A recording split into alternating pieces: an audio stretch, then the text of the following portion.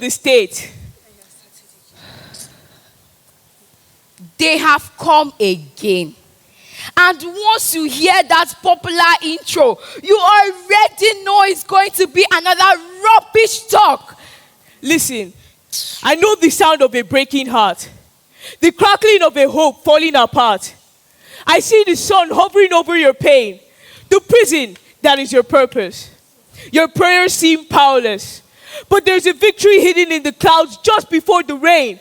It is why the thunders clap. Will you keep quiet, motivational speaker?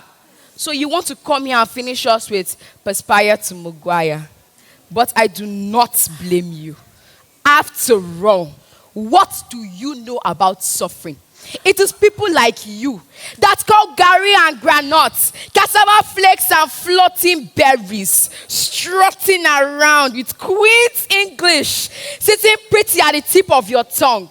You know nothing about hardship, so do not come here and pretend like you do. I do not pretend to know what it's like to be in your shoes. I am not the enemy. All I ask for is a truce, a chance to see the world through your eyes. There's a chaos growing wings, and we are right inside the Lord of the Flies. We won't survive this with you always on the offensive. Give me a chance to show you that there is good in each and every one of us. Who are you supposed to be? Moses, the pampered prince who suddenly remembers his peasants, pretends to fight for others so he gets another point on his scorecard, and expects everyone to forget that he's the son of Pharaoh. Vanishes when the battle is hardest, but reappears when it's over to take the credit on his "let my people go" speeches. You all are the same. Overfed robes barely fit into the sheep's clothing. This woman, what is your problem?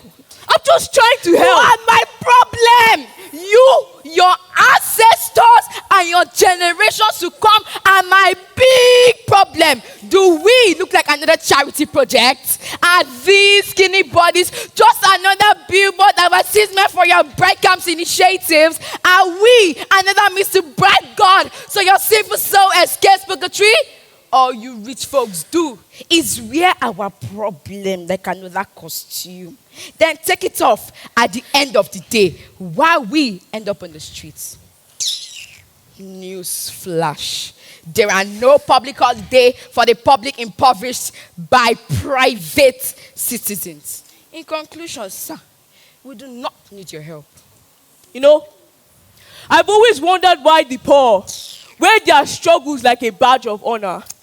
Walk around with raised shoulders and a pointed finger, ready to apportion blame to anyone who offers a solution.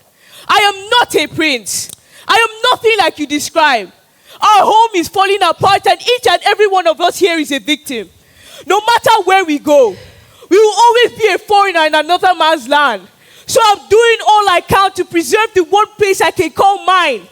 I won't just fold my hands, though I know you prefer that, so your hate is justified.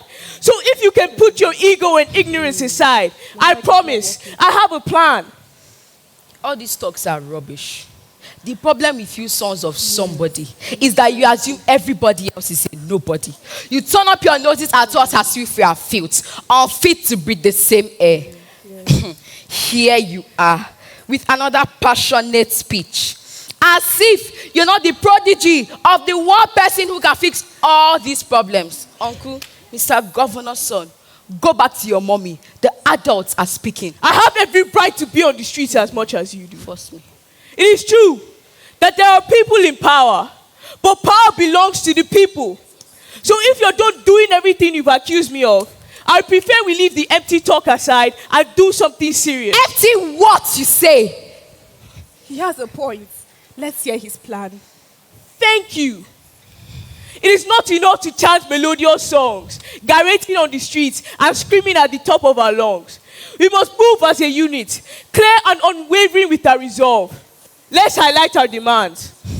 First, the government must set up schemes to cushion the effects of global warming, encourage greenhouse projects, recycling, planting of trees, and those who have over the years eaten monies meant for social development must face justice. We won't back down until we taste victory on the tip of our tongue. Yes! He's right. Fighting on is how we honor the dead. The enemy only wins where we surrender. We must forge ahead and demand what is ours. All we are saying, Fix up this land.